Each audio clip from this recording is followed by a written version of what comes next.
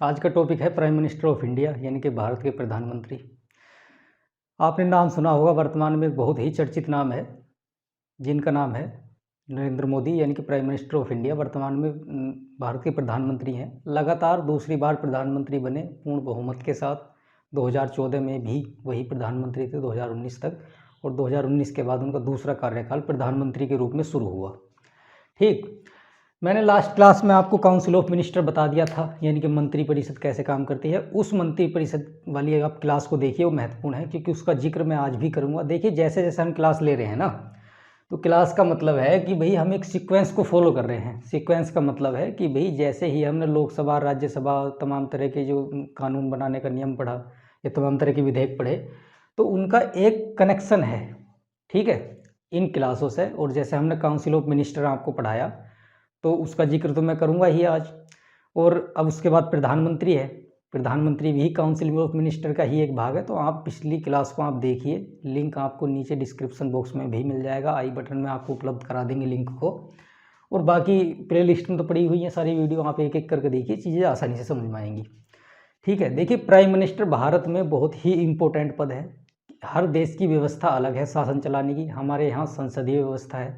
संसदीय व्यवस्था में हमने आपको राष्ट्रपति पढ़ाया था, राष्ट्रपति को बताया था, और हमने आपको जिक्र भी कर दिया था कि भी एक आर्टिकल ऐसा है जिसमें राष्ट्रपति मंत्रिपरिषद यानी कि प्रधानमंत्री की सलाह पर काम करता है, तो वो भी बताया था।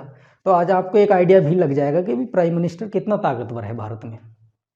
देखिए, भारत में डॉक्टर अंबेडकर जी ने कहा था कि भी अगर भारत के संविधान के अनुसार कार्यकारी पदाधिकारी की तुलना अगर हम भारत के राष्ट्रपति अमेरिका के राष्ट्रपति से करें, तो उसकी तुलना भारत के प्रधानमंत्री से होगी, ना कि भारत के राष्ट्रपति से। तो आपको पता होगा कि भी अमेरिका का राष्ट्रपति कितना पावरफुल है, और डॉक्टर अंबेडकर ने इस बात को कहा कि उनकी तुलना जिस तरह से अमेरिका में राष्ट्रपति है और उसकी तुलना अगर हम करें तो वो भारत का प्रधानमंत्री होगा, न कि भारत का राष्ट्रपति। तो इस स्टेटमेंट से पता भी लगता है कि भारत का राष्ट्रपति भारत का जो प्रधानमंत्री है वो कितना इम्पोर्टेंट और कितना ताकतवर है, कितना ताकतवर है। और राष्ट्रपति से उसकी कंपैरिजन भी हम देखेंगे, मतलब ऑटोमेटिक ही आप समझ पाएंगे अगर गहराई से समझेंगे तो क्या चीज़ें मतलब हैं और कितना इंपॉर्टेंट ये पद है और कितनी ताकत है। क्योंकि आए दिन आपको दिखते होंगे, मोदी जी अभी बांग्लादेश की यात्रा करके आए हैं और तमाम देशों की यात्रा करते रहते हैं। और आपने पंडित जवाहरलाल नेहरू का नाम भी सुना होगा, और इंदिरा गांधी का नाम सुना, राजीव गांधी, या फिर अटल बिहारी वाजपेयी, या फिर आजकल नरेंद्र मोदी को तो हर व्यक्ति जानता ही है।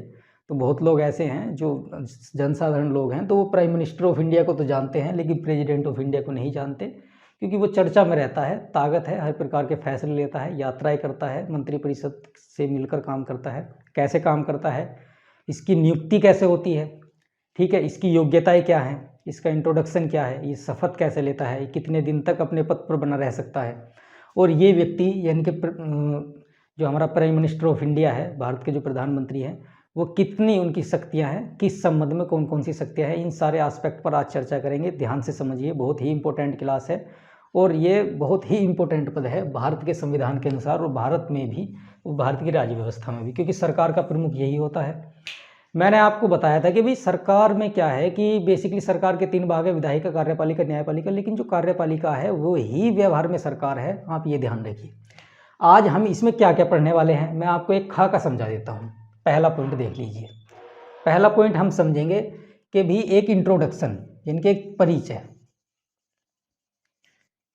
प्राइम मिनिस्टर का परिचय क्या है, एक इंट्रोडक्शन क्या है, एक तो हम ये समझ लेंगे, ठीक है। फिर हम देखेंगे कि भी प्राइम मिनिस्टर की जो योग्यताएं क्या हैं, जो एलिजिबिलिटी हैं। देखिए, मैं हर वर्ड को अंग्रेजी और हिंदी दोनों में बोलता हूँ। आप जो मैं लिख रहा हूँ वैसे बिल्कुल मत लिखिए, ऐसा स्ट्रक्चर बिल्कुल मत बनाइए, जैसा आपका मन करे वैसा लिखिए। आपका जरूरी है कि कॉन्सेप्ट समझना कि भी चीज़ किस तरीके से है, और मैं एक कहानी के रूप में आपको बताऊंगा तो आप समझते भी रहेंगे। इंट्रोडक्शन यानी कि परिचय, और एलिजिबिलिटी यानी कि राष्ट्र जो हमारे जो प्रधानमंत्री है उनके पद के लिए क्या क्या अर्हताएँ, क्या क्या योग्यताएँ हों जिससे प्रधानमंत्री आदमी बन सके, ठीक। और आप भी प्रधानमंत्री बनने योग्य हैं या नहीं, मैं वो भी बता दूंगा, चिंता मत करो। अब तीसरा पॉइंट देख लीजिए। तीसरा पॉइंट क्या होगा, तीसरे पॉइंट में यह है कि इसकी अपॉइंटमेंट कैसे होगी, ठीक है। अपॉइंटमेंट मतलब नियुक्ति, ठीक है। तो एक पॉइंट ये भी है कि भी प्राइम मिनिस्टर ऑफ इंडिया के अपॉइंटमेंट, इनकी नियुक्ति कैसे होगी, तो एक हम ये समझेंगे। चौथा पॉइंट क्या है कि भी अगर प्राइम मिनिस्टर की नियुक्ति होगी तो उसके बाद वो शपथ भी लेते हैं, तो वो शपथ कैसे लेंगे, ओथ यानी कि शपथ, वो शपथ कैसे लेंगे। उसके बाद अगर उन्होंने शपथ ले ली है तो उसके बाद देखेंगे कि उनका कार्यकाल कितना होगा, तो टर्म। देखिए बेसिकली मैंने जितने भी पदाधिकारी पढ़ाए हैं भारत में, तो उनको एक बेसिक स्ट्रक्चर के अनुसार पढ़ाया है, क्योंकि हम सारी चीज़ें अगर एक साथ पढ़ेंगे कि भी हमने एक एक पॉइंट करके पढ़ा तो हम उसमें थोड़ा दिक्कतें हो जाएंगी, या फिर एक मतलब एक फॉर्मेशन के अनुसार पढ़ा। हम क्या कर रहे हैं कि अलग अलग सेगमेंट में तोड़ रहे हैं। भाई इनका इंट्रोडक्शन देख लेंगे प्राइम मिनिस्टर का, एलिजिबिलिटी देख लेंगे, अपॉइंटमेंट देख लेंगे, ओथ देख लेंगे, टर्म यानी कि उनका कार्यकाल कितना है, उनकी पद अवधि कितनी है, कितने दिन तक बने रह सकते हैं, और लास्ट में जो सबसे इम्पोर्टेंट चीज़ है जो प्राइम मिनिस्टर ऑफ इंडिया की हैसियत को या फिर उनका जो मतलब अस्तित्व है उसको बताती है, तो वो हमारे पास है पावर एंड फंक्शन, कि उनकी पावर्स क्या है, उनके शक्तियाँ क्या है उनके पास, कि प्राइम मिनिस्टर ऑफ इंडिया इतना शक्तिशाली क्यों है। तो देखिए ये 1 2 3 4 5 6 पॉइंट में हमने तोड़ लिया।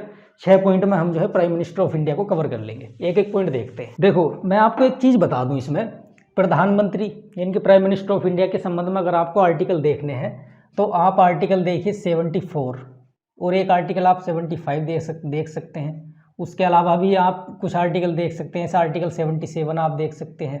इंडियन कॉन्स्टिट्यूशन का एक आर्टिकल और है जिसमें 78 आर्टिकल है, वो भी देख सकते हैं। इन चारों आर्टिकल को आप देखिए। इनमें जो भारत के संविधान में जो भारत के प्रधानमंत्री से संबंधित जितने भी प्रावधान हैं वो इन आर्टिकल में कवर हो जाएंगे, तो आप इन आर्टिकल को फॉलो कर सकते हैं। आर्टिकल 74 में एक बात लिखी गई है। 74 में कहा गया है कि भारत के राष्ट्रपति को सलाह एवं सहायता देने के लिए एक मंत्रिपरिषद का गठन किया जाएगा और उस मंत्रिपरिषद का जो प्रमुख होगा वो प्रधानमंत्री होगा। इसमें 75 में कहा गया है कि राष्ट्रपति की जो प्रधानमंत्री की नियुक्ति है वो राष्ट्रपति करेगा और अन्य मंत्रियों की नियुक्ति भी राष्ट्रपति प्रधानमंत्री की सलाह पर करेगा। ठीक है। और अगर हम 77 में देखें तो जो इसकी कार्यकारी जो शक्तियां हैं, कार्यकारी कर्तव्य, कार्यवाही जितनी भी हैं उनके संबंध में बात की गई है। और 78 में बात की गई है कि भी राष्ट्रपति की जो है मतलब राष्ट्रपति के प्रति जो हमारे प्रधानमंत्री का दायित्व है उनको कुछ बताना या उनसे बातचीत करना, उसके संबंध में जितने भी प्रोविजंस दिए गए हैं वो आर्टिकल नंबर 78 में दिए गए हैं, ये ध्यान रखिए। तो इन आर्टिकल का एक संक्षिप्त परिचय मैंने आपको बता दिया और बीच बीच में मैं इनका जिक्र भी करूँगा जैसे जैसे मैं पढ़ाऊँगा आपको। देखो इंट्रोडक्शन में बेसिकली क्या है, अब मैंने आपको कहा कि आर्टिकल 74 में भी क्लोज फर्स्ट में एक बात कही गई है कि भाई भारत के राष्ट्रपति को सलाह एवं सहायता देने के लिए, सलाह एवं सहायता, इसका मैं पहले भी जिक्र कर चुका हूं। सलाह एवं सहायता देने के लिए क्या होगा, एक मंत्रिपरिषद होगी। और मंत्रिपरिषद क्या है उसके लिए आप पिछली क्लास देखिए, सारी मंत्रिपरिषद मैंने आपको समझाई थी, मंत्रियों के प्रकार भी। राष्ट्रपति को सलाह एवं सहायता देने के लिए मंत्रिपरिषद होगी और उसका जो प्रमुख होगा वो होगा प्रधानमंत्री यानी कि प्राइम मिनिस्टर, मंत्रिपरिषद का प्रमुख। ठीक है। तो देखो भाई ये हमने आपको बता दिया कि भी पीएम होगा उसका। तो अब इससे पता लगता है कि भी कोई प्रमुख है, जो मंत्रिपरिषद का प्रमुख व्यक्ति है तो वो है प्राइम मिनिस्टर। तो इससे आपको पता लगेगा कि प्राइम मिनिस्टर का हमारे यहाँ एक पद है। ठीक। देखो हमने आपको एक चीज़ और बताई थी कि भी भारत का जो राष्ट्रपति है वो जो काउंसिल ऑफ मिनिस्टर इनके मंत्रिपरिषद की सलाह पर ही काम करता है, प्रधानमंत्री के कहने पर काम करता है, उसकी अपनी कोई शक्ति नहीं है। इसका मतलब सिंबॉलिक यानी कि हमारे यहाँ जो संवैधानिक प्रधान है, संवैधानिक जो प्रमुख है ना हमारे यहाँ, संवैधानिक प्रधान है तो वो हमारे यहाँ है राष्ट्रपति। संवैधानिक प्रधान या प्रमुख या चीफ बोल दीजिए, हेड। तो उसको वो हमारे पास कौन है, प्रेसिडेंट है यानी कि राष्ट्रपति है। और अगर वास्तविक प्रधान देखें जिसके पास वास्तविक शक्ति है, तो अगर हम वास्तविक प्रधान देखें तो वास्तविक प्रधान हमारे पास है पीएम यानी कि प्राइम मिनिस्टर। अब इन शब्दों से आपको पता लग रहा होगा कि वास्तविक शक्ति जो है वो प्राइम मिनिस्टर के पास है, ना कि राष्ट्रपति, क्योंकि राष्ट्रपति तो प्रधानमंत्री की सलाह पर ही काम कर रहा है। अब आप समझ लीजिए कि भैया रामनाथ कोविंद जो है मोदी जी की सलाह पर ही काम करेंगे, उसके अलावा नहीं करेंगे, ध्यान रखिए। ठीक है। तो भाई ये हो गया, पीएम जो है वास्तविक प्रधान है, यानी कि यहाँ पर हेड ऑफ स्टेट जो है ना, हेड ऑफ स्टेट जो है ना, तो वो है हमारे पास प्रेसिडेंट। और हमारे पास हेड ऑफ गवर्नमेंट, जो हेड ऑफ गवर्नमेंट है वो प्राइम मिनिस्टर ऑफ इंडिया है, यानी कि वास्तविक ताकत जो है वो प्रधानमंत्री के पास है। जैसे जैसे आप आगे बढ़ेंगे आपको पता लगता रहेगा। ठीक। और बहुत लोगों ने तमाम तरह की संज्ञाएं दी कि भाई ये एक तरह से कैप्टन है किसी नाव का, जिस तरह से नाव का कोई कैप्टन होता है उसके हाथ में सारी चीज़ें हैं। किसी ने कहा कि ये ग्रह के समान है, वो मतलब सूर्य के समान है, बाकी मंत्री उसके ग्रह हैं, चारों ओर चक्कर लगाते हैं। तो बड़ा इम्पोर्टेंट पद है ये प्रधानमंत्री, और आप व्यवहार में भी इसको देखते ही होंगे, उसमें कोई शक होना ही नहीं चाहिए। दूसरा पॉइंट हमारे पास क्या था, वो स्ट्रक्चर आपने बनाई होगी, आप कॉपी पेन का अगर इस्तेमाल कर रहे हैं तो आपको करना चाहिए, वरना सारी चीज़ें आप कैसे याद रखेंगे। ठीक है, दूसरा पॉइंट हमारे पास है इलिजिबिलिटी को हम योग्यताएं बोलते हैं, आप योग्यताएं ही लिख लीजिए। वैसे तो इनको अर्हताएं बोलते हैं कि भाई कि प्राइम मिनिस्टर के पद के लिए क्या क्या योग्यताएं होनी चाहिए। देखो, जब प्रधानमंत्री के चुनाव हुए थे 2019 में चुनाव हुए, आप सबने देखे, सब चुने गए लोकसभा के सांसद, ना कि राज्यसभा के सांसद। राज्यसभा के सांसद जो है समय समय पर चुने जाते हैं, उनकी प्रक्रिया एकदम अलग है, लोकसभा की अलग है। ये सारी चीज़ें मैंने आपको बता दी हैं, एक अलग अलग सेगमेंट पर पूरी वीडियो है हमारी, आप वीडियो देख लीजिए, समझ आ जाएंगी। देखो भाई, योग्यताएं क्या है, सबसे पहले तो संसद का सदस्य होना ही चाहिए, संसद सदस्य होना चाहिए। वो संसद सदस्य का मतलब है चाहे वो लोकसभा का हो चाहे वो राज्यसभा का हो, ठीक है, संसद सदस्य होना ही चाहिए। बेसिकली संसद सदस्य का मतलब है जैसे लोकसभा। अब देखिए, मैं उदाहरण से बताऊँ, जैसे हमारे यहाँ क्या है, हमारे यहाँ नरेंद्र मोदी हैं, तो नरेंद्र मोदी एक सांसद हैं। सांसद में जो वाराणसी उनका जो क्षेत्र है, उनका जो चुनावी क्षेत्र है वो वाराणसी है। तो आप देखेंगे कि वाराणसी में जाते भी रहते हैं, तो वो उनका चुनाव क्षेत्र है। तो ये लोकसभा के सदस्य हैं, चुन कर आए हैं सांसद। लेकिन और जो जैसे ही सांसद चुन कर आए, तो हमारे यहाँ होता क्या है, जैसे ही चुनाव हुआ लोकसभा का, तो लोकसभा में क्या करते हैं कि भी सांसद कह देते हैं कि भी हम इस व्यक्ति को प्रधानमंत्री बनाना चाहते हैं, वो अपना नेता चुनकर भेज देते हैं। तो लोकसभा में सदन का नेता भी कहा जाता है इनको। तो भैया जैसे ही सांसद चुने गए, बीजेपी ने बहुमत हासिल किया, तो बीजेपी के सांसदों ने कह दिया कि भाई हमारे जो है ये नेता है नरेंद्र मोदी, आप इनको प्रधानमंत्री बना दीजिए। तो सांसदों के जो नेता हैं वो कहलाते हैं प्रधानमंत्री। तो जैसे ही लोकसभा में वो चुन के गए, तो लोकसभा में उनको जो है प्रधानमंत्री बना दिया, तो और उन्होंने अपने मंत्री भी चुन लिए। ठीक है, तो देखो अब ये हो गया। लेकिन राज्यसभा से भी हो सकता है, जैसे नरेंद्र मोदी हमारे पास हो गए लोकसभा से, लेकिन कुछ प्रधानमंत्री ऐसे भी रहे हैं जो राज्यसभा से भी रहे हैं। जैसे हमारे पास इंदिरा गांधी रही हैं, अगर हम इंदिरा गांधी को देखें तो इंदिरा गांधी भी रही हैं किसमें, 1966 में जब वो प्रधानमंत्री बनी शुरुआत में, तो इंदिरा गांधी जो है राज्यसभा की सदस्य थी। ठीक है, और अब एक उदाहरण तो ताज़ा ताज़ा दिखता है, जैसा हमारे पास कौन से, मनमोहन सिंह, डॉक्टर मनमोहन सिंह प्रधानमंत्री थे, 2004 में प्रधानमंत्री बने, वो तब भी राज्यसभा के सदस्य थे।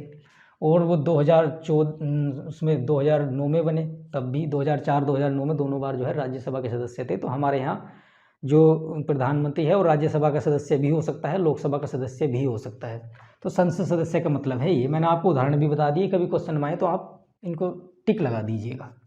देखो दूसरा क्या है, सुप्रीम कोर्ट ने एक निर्णय दिया 1997 में, सुप्रीम कोर्ट ने एक जजमेंट दिया। सुप्रीम कोर्ट ने कहा एक जजमेंट में कि भी ठीक है, किसी व्यक्ति को जो है, मान लीजिए चुनाव हुआ, सांसद चुने गए और उनमें से एक प्रधानमंत्री बन गया। मान लीजिए किसी और व्यक्ति को प्रधानमंत्री बनाना हो जो चुनाव भी न लड़ा हो, भाई आप ध्यान रखिए, जो व्यक्ति चुनाव भी न लड़ा हो वो भी प्रधानमंत्री बन सकता है। तो सुप्रीम कोर्ट ने जजमेंट दिया भी कि भी आप किसी को भी पीएम बना दीजिए, लेकिन उसकी एक शर्त है, उसको 6 महीने के अंदर, 6 मंथ, 6 महीने के अंदर जो है या तो लोकसभा की या राज्यसभा की सदस्यता ग्रहण करनी ही होगी। ये बड़ा इंपॉर्टेंट फैक्ट है कि भी कोई भी व्यक्ति बिना चुनाव लड़े भी पीएम बन सकता है, मंत्री भी बन सकता है।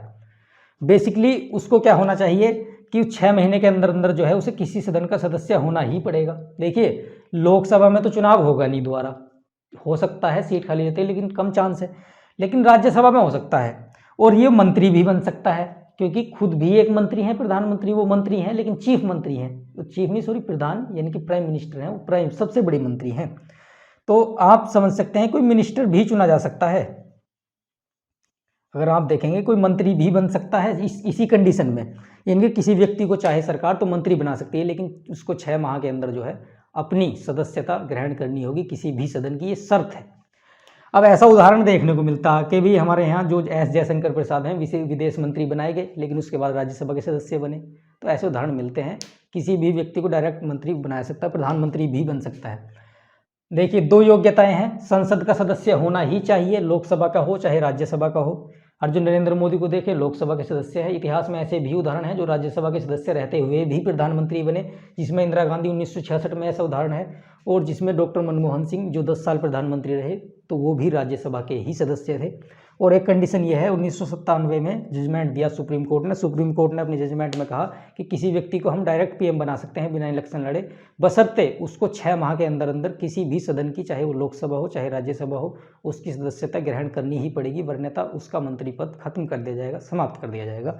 तो ये 2 योग्यताएं हैं, बहुत ही इंपॉर्टेंट है, आप समझ गए होंगे। कोई भी प्रश्न आएगा इससे बाहर नहीं आने का, ध्यान रखना भी।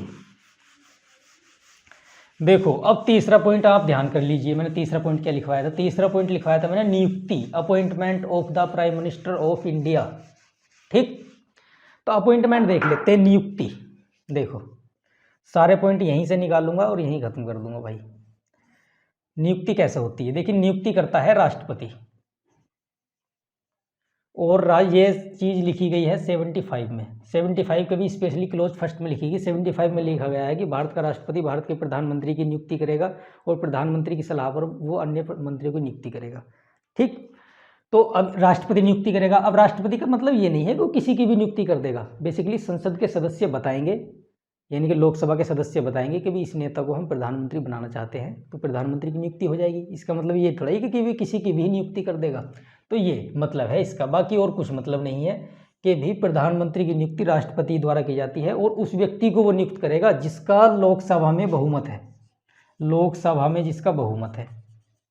बहुमत का मतलब क्या है? देखिए 543 सदस्य हैं, 543 का अगर हम आधा करें तो वो हमारे पास बैठेगा 271, यानी कि कुल मिलाकर 272 बैठेगा। ये जिस व्यक्ति के पास 50% प्लस 1, 50 प्लस 1 यानी कि 50% प्लस 1 यानी कि 50% से ज़्यादा का बहुमत है, यानी कि 543 में से यानी कि 272 सदस्य जिसके पास हैं, उस व्यक्ति, उस दल के नेता को जो है प्रधानमंत्री बनने का मौका मिलेगा। राष्ट्रपति उससे ही पहले कहेगा कि भी ठीक है, तुम्हारा बहुमत तुम साबित करके दिखा दो, हम तुमको जो है मतलब प्रधानमंत्री बना देते हैं।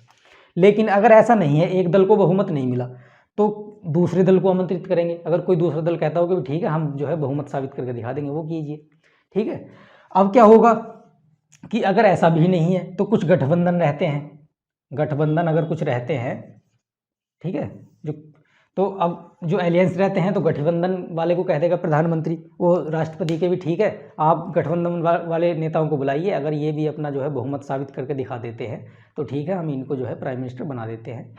तो ये कंडीशन है कि भी जिस दल का बहुमत है लोकसभा में, उस दल का नेता प्रधानमंत्री चुन लिया जाएगा राष्ट्रपति के द्वारा।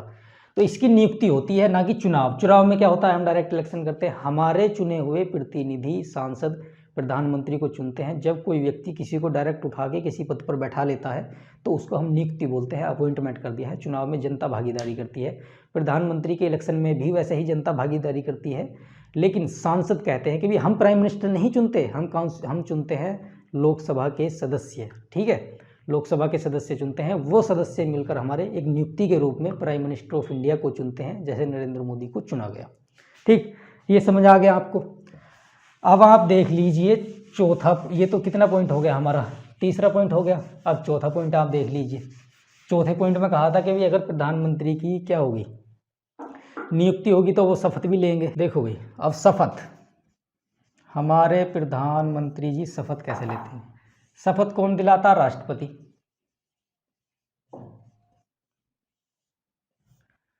शपथ कौन दिलाएगा? राष्ट्रपति। क्या शपथ दिलाएगा? देखिए शपथ में आपको मैंने बताया था बहुत सारी चीज़ें पहले भी, पद एवं गोपनीयता की ये शपथ दिलाते हैं। उसमें भारत के संविधान के प्रति सच्ची श्रद्धा निष्ठा रखते हैं। ये रखते हैं या नहीं वो एक अलग मसला है, लेकिन सैद्धांतिक पक्ष तो यही है, संविधान के प्रति श्रद्धा रखेंगे, उसके प्रति सच्ची निष्ठा भी रखेंगे। ठीक है, इसकी शपथ दिलाएंगे। और देश की एकता अखंडता, ठीक है, एकता अखंडता भी बनाए रखेंगे, यानी कि इंटीग्रिटी बनाए रखेंगे और यूनिटी बनाए रखेंगे। ठीक, और क्या करेंगे? बिना भय मुक्त हुए, बिना पक्षपात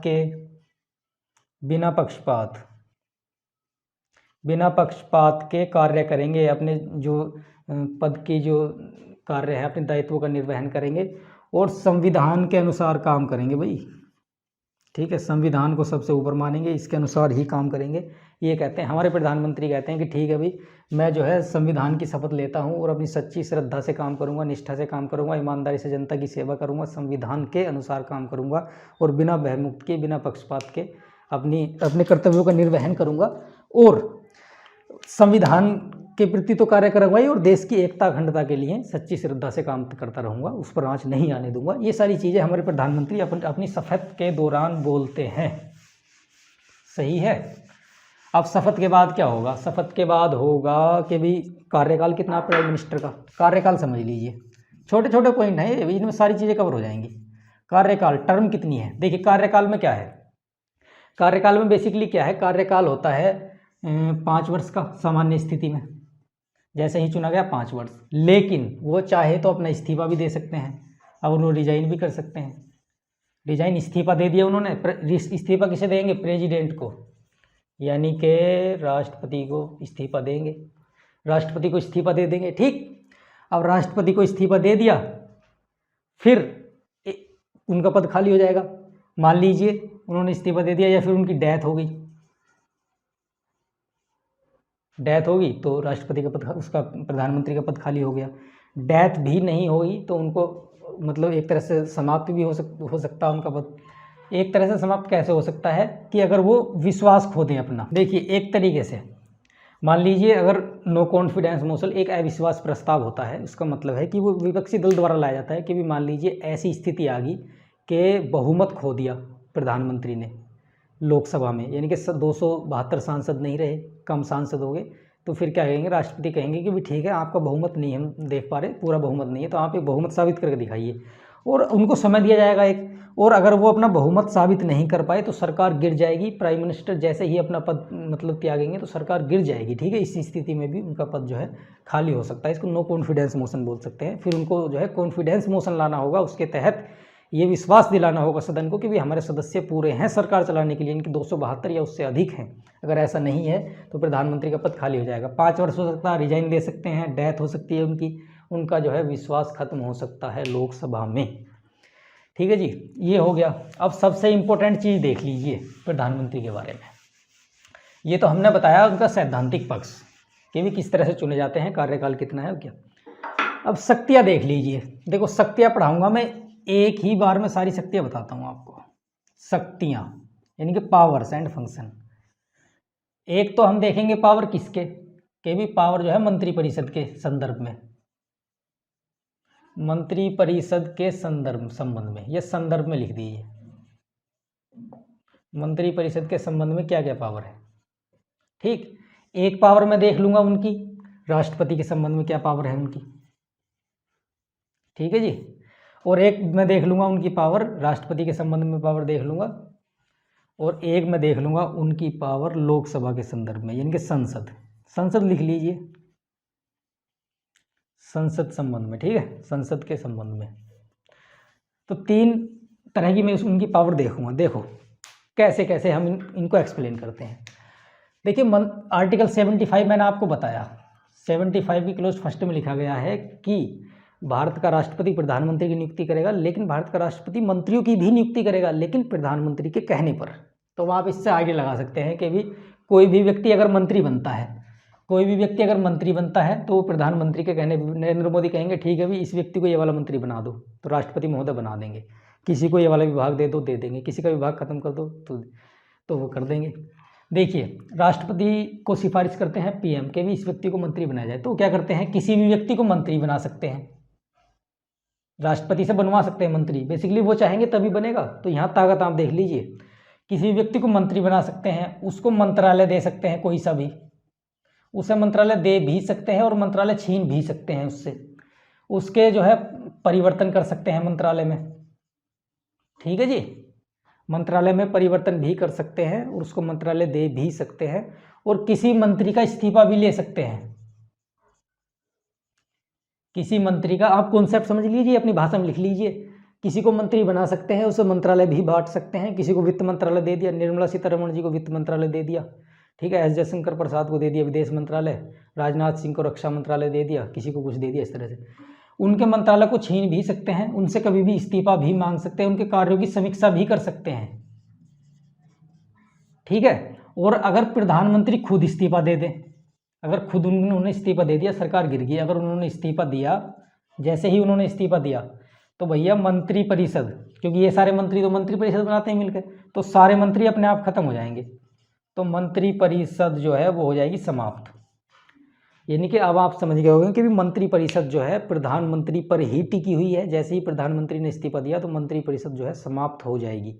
तो आप ये समझिए, ठीक है। तो कितना इंपॉर्टेंट मतलब ये है कि मंत्रिपरिषद के संबंध में जो है इनका ये इंपॉर्टेंस है, ठीक है। तो आप ये समझ गए। अब दूसरा आप देख लीजिए, ये तो मंत्रिपरिषद के संबंध में हो गया इनका, आप इनको नोट कर लीजिए भाई, बहुत इंपॉर्टेंट है ये। अब आप तीसरी राष्ट्रपति के संबंध में, बेसिकली राष्ट्रपति के संबंध में इनकी क्या मतलब वो है शक्तियां हैं वो देख लीजिए। अब मैंने आपको एक कार्यकारी शक्ति पढ़ाई थी राष्ट्रपति की, कि राष्ट्रपति की कार्यकारी शक्ति ये थी कि भी राष्ट्रपति जो है जो जितने भी आयोग के जितने भी अधिकारी हैं तो उनका जो है अपॉइंटमेंट करता है, उनकी नियुक्ति करता है। बेसिकली होता क्या है, राष्ट्रपति को अगर राष्ट्रपति कोई इन्फॉर्मेशन मांगेंगे प्रधानमंत्री से तो वो इन्फॉर्मेशन वो उन्हें देंगे, ठीक है। कोई विधायी प्रक्रिया, कार्यकारी प्रक्रिया से संबंधित कोई भी इन्फॉर्मेशन राष्ट्रपति कहेंगे कि ठीक है प्रधानमंत्री जी ये इन्फॉर्मेशन हमको चाहिए, तो वो कह देंगे ठीक है महोदय जी आपको ये इन्फॉर्मेशन मिल जाएगी, ठीक। उसके बाद क्या करते हैं, उसके बाद सबसे इम्पोर्टेंट चीज़ है कि ये एक कड़ी है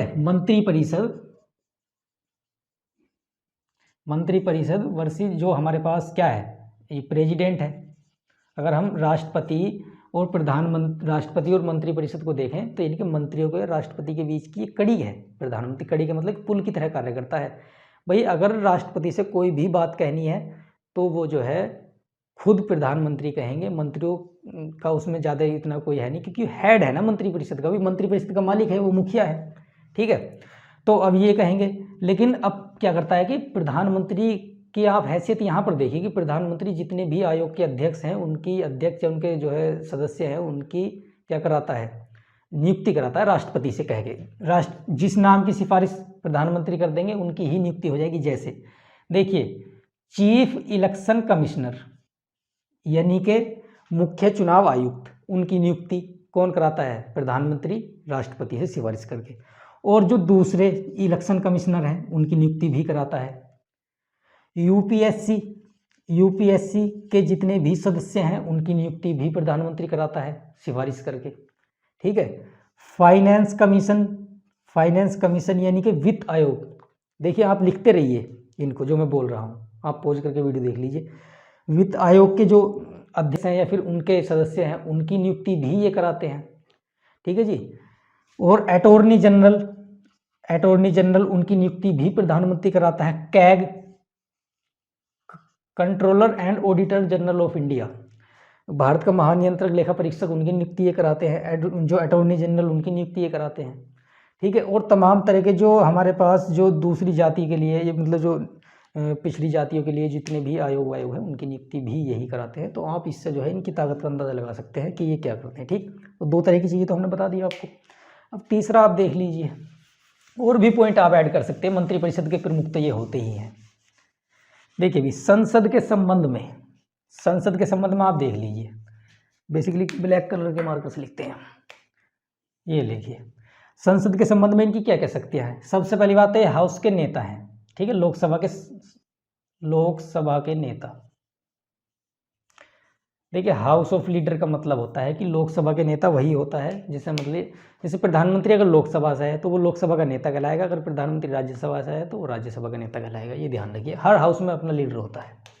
तो संसद के संबंध में एक तो लोकसभा के वो नेता हो ही गए, और संसद के संबंध में क्या होता है कि वो जो है राष्ट्रपति से सिफारिश करेंगे कि भी सत्र बुला लो। जब कोई बैठक करनी है संसद में तो सत्र बुलाने के लिए सत्र आहूत करना बोलते हैं इसको। आहूत करने से ऐसे लग रहा है ऐसे हवन में सामग्री डाल रहे हैं हम, आहूत करते ना है नहीं, लेकिन ये सामग्री वाला नहीं है ये। आहूत का मतलब है बुलाना, ठीक है। तो ये संसद जो है हवन में सामग्री नहीं डाल रहे हैं, ये आहूत करना है, बुलाना, यानी कि summoning of the session of the parliament, इसका मतलब है ये। अब संसद को कह सकते हैं, और सत्र को सत्रावसान करना, उसका स्थगन करवा, वो सत्रावसान का मतलब एक सत्र को समाप्त करने की घोषणा भी मंत्रिपरिषद करती है, और मंत्रिपरिषद के प्रमुख प्रधानमंत्री ही करते हैं। और एक क्या होता है, एक ये होता है कि भी विघटन भी करवा देते हैं वो लोकसभा का। प्रधानमंत्री ने अगर सिफारिश कर दी राष्ट्रपति से कि भी लोकसभा खत्म कर दो, तो लोकसभा खत्म हो जाएगी, कुछ विशिष्ट कंडीशन को छोड़ के। वो मैंने आपको एक बार पहले भी बताया, ठीक है।